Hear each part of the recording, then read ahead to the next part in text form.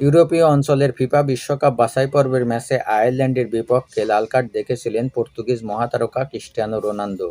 প্রতিপক্ষ দলের খেলোয়াড়কে আঘাত করায় কঠিন শাস্তির মুখে পড়েছিলেন তিনি।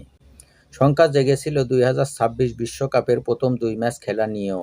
তবে পর্তুগাল ফুটবল ফেডারেশনের আবেদনের প্রেক্ষিতে মঙ্গলবার ২৫শে নভেম্বর ফিফার শৃঙ্খলা কমিটি এ বিষয়ে তাদের সিদ্ধান্ত জানিয়েছে। তাতে কেটে গেছে সব শঙ্কা। আগামী বছরের জুনে যুক্তরাষ্ট্র, মেক্সিকো ও কানাডায় অনুষ্ঠিত হতে যাওয়া বিশ্ব আসরের শুরু থেকেই খেলতে পারবেন ক্রিস্টিয়ানো রোনালদো। তবে রয়েছে শর্ত।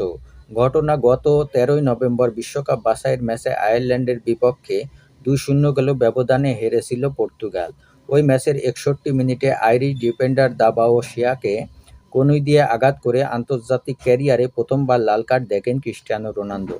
পরবর্তীতে ফিফার সর্বোচ্চ শাস্তি ৩ ম্যাচের নিষেধাজ্ঞা পান তিনি। এরপর বাধ্যতামূলক ১ ম্যাচের নিষেধাজ্ঞা কাটান বিশ্বকাপ বাছাই পর্বে আর্মেনিয়ার বিপক্ষে শেষ ম্যাচে।